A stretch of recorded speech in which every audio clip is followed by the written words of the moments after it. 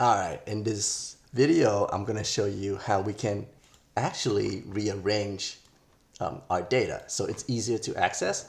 Because if we look at this right now, we have a list of candidates, an array of objects, right? But if I want to access a candidate named Phil or Trump, that's really hard with an array. So we want to turn this into an object where we can do object.fill. And when we do that, it will return an object that has everything here. Okay? So we can do object.trump.age, and it will give us 77. Right now, we can't do that. If we do candidates.fill, that doesn't work. It's an array. Okay?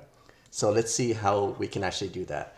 And in this example, I'm going to go over how and why and when we need to use square brackets to access or define object properties. Okay. So once again, const obj is equal to candidates.reduce, of course, accumulator, initial value. Okay. Now, as always, second argument right now can be an empty object. And we don't need to preload anything here, right? We're not doing any math stuff. So we can just leave it like this. Okay. All right.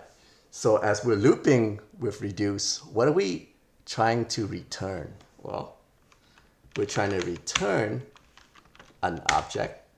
Now this object, first, we're going to spread in whatever the accumulator is. Okay. And just so you know, if you have an empty object and you spread in another empty object, it just becomes an empty object. Okay. So that's what happens in our first loop. So we're going to return this, comma, and then what else? Well, look here. We want the name to be our key, right? So we can do, let's try something like init, that gives us the object, dot name, and we're going to set the name equal to what? Well, we want the whole thing, right? So we're going to do that right here. We're going to keep in the whole thing. And the whole thing is stored in init.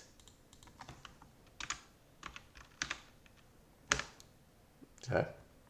So we have that. But look, it's not working. Even though we did the return. Why is that? Let's see what the error says. Unexpected period token. Why does that give us an unexpected token? Okay, let me comment this out. Now, it gave us that because we're returning an object definition. An object definition is when you do something like this. And then you do like name, fill, like that. Now, in an object definition, you cannot have any periods. Name.name. See, it says unexpected. So what can we do about that? Well, that's where square brackets come in.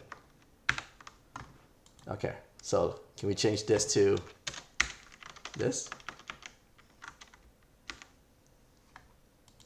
No, because once again, in a object definition, let me put this back, you cannot have, whoops, you cannot have square brackets in it. See, so you cannot do that either. So the way that we fix this is that we have to put the whole thing inside square brackets, and then we do init dot notation name. Okay. And then I'm going to console.log object. Okay, see, so now we have an object, and then we do obj.trump. Oh, obj.capital T Trump. See? Then we get all the information that we need. If we want to know what classes he took, classes. There you go. See? Okay, let's go back to this. So when you're returning an object definition and you want your key name to be a variable, right? You have to use square brackets around the whole name like this. So whatever this evaluates to on the inside, that will be the key right here. It's Phil Trump.